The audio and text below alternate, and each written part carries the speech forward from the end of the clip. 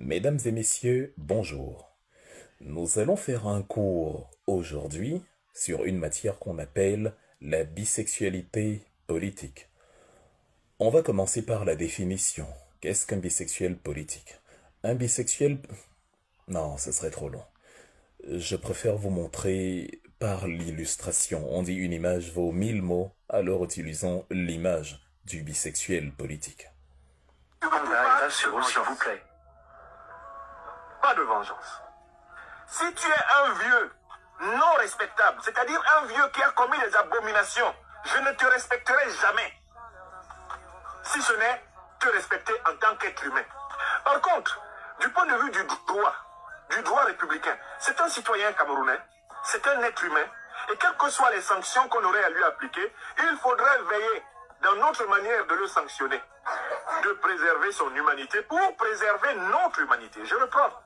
Du point de vue du respect moral qui est dû à l'être humain, eh bien, il mérite d'être respecté comme personne humaine.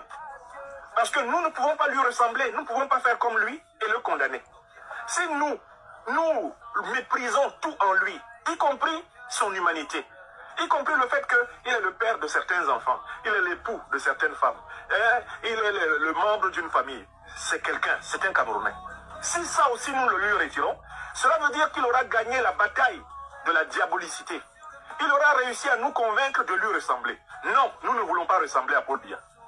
Voilà pourquoi nous ne pouvons pas pousser la déshumanisation jusqu'à traiter Paul Biya comme un objet, comme une chose, comme un déchet. C'est-à-dire jusqu'à le traiter comme il nous a traités. Nous n'allons pas le faire. Est-ce que vous comprenez? Nous n'avons pas à traiter Paul Biya comme lui, il nous a traités. Parce qu'en allant le traiter comme il nous a traités, nous risquons de lui ressembler. Et si nous lui ressemblons, nous n'aurons plus la hauteur spirituelle et morale pour le condamner. Donc lui, il a fait des choses que nous devons nous interdire de faire. Nous, Camerounaises, Camerounais, nous, Africaines, Africains, ce monsieur qu'on appelle Biya a fait des choses que nous devons nous interdire de faire. Parce que si nous les faisons, nous n'avons aucune raison de le critiquer, de le condamner. Nous serons simplement des photocopies du monstre. J'aime ce que tu proposes. Donc le respect qui lui est dû est un respect que nous lui garantissons pour nous protéger de la contamination despotique, dictatoriale, la contamination néocoloniale, la contamination de la méchanceté gratuite et pure dont cet homme a fait sa carrière. Voilà pourquoi, si M. Biya venait à perdre le pouvoir et que la justice camerounaise disposait de sa personne, je serais de ceux qui demanderaient que jamais ne lui soit appliquée la peine de mort. D'ailleurs, le droit camerounais ne la reconnaît plus. C'est ce que dit le président Maurice Kamto. Je serais opposé à toute maltraitance physique contre ce vieillard maltraitant envers les Camerounais. Il nous a pourtant maltraités, il nous maltraite. Mais si ce monsieur perdait le pouvoir et que le peuple camerounais en disposait, je serais contre la moindre persécution physique. C'est ce qu'a toujours dit le président Maurice Kamto. Je serais contre la moindre atteinte à son intégrité physique. Parce que nous ne voulons pas lui ressembler. Oh, j'aime ce que tu proposes, le père. Puisse bénéficier d'un procès équitable pour les actes qu'il a posés. Mais surtout pas de vengeance. Pas de vengeance.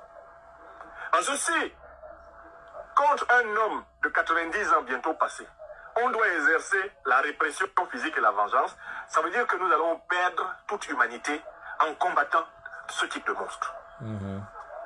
Donc Nous étions en décembre 2022 sur ces affirmations que je soutiens totalement. Vraiment, très très bonne analyse. J'adore ce que le père s'y propose.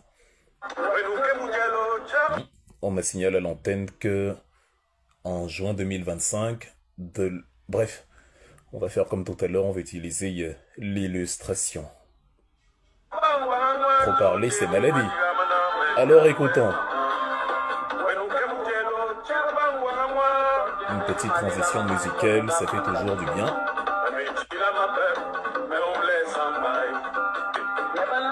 la chaîne la plus piratée par la France-Afrique et la pavloverie pour les haineux et les jaloux qui n'aiment pas la liberté d'expression.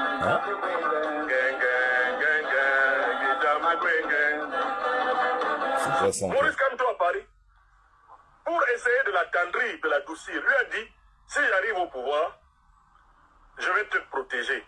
Tu n'iras pas devant les tribunaux, toi et toute ta famille. Mais pourquoi les gens ne sont-ils donc pas sortis? Mais parce qu'ils considèrent que c'est un leader tribal. Oui, c'est le problème des Camerounais, ça. Les gens ne sont pas aussi sortis parce que lui-même, il a dit qu'il va protéger Paul Biya.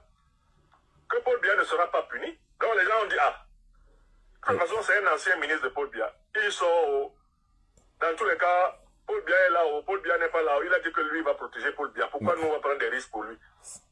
C'est toujours lui. Pourquoi vais-je Qui parle? aller prendre des risques pour quelqu'un qui va protéger celui qui va me tirer dessus? Oui!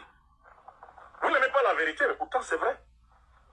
Mais... Ce sont des facteurs antimobilisants. Les gens ont écouté ce qu'il a dit à Paris. Quand je vous ai dit qu'il ne devait pas dire ça ici à Paris, vous avez crié. Hey, Niamsi, Niamsi, hey! Mais je croyais C'est qu'il pour fallait ça qu'il n'y passer... a pas eu mobilisation. venger. N'envoyez pas ça. Ok, bref. Mesdames et messieurs, je dois j'ai rendez-vous. Bref, un bisexuel politique, c'est quelqu'un qui mange l'indolé sans viande le matin parce qu'il vous dit qu'il ne faut pas tuer les animaux et qui le soir mange le soya à limbe sans garde du corps. C'est tout ce qu'il y a à dire. Comprenez, je n'ai pas le temps.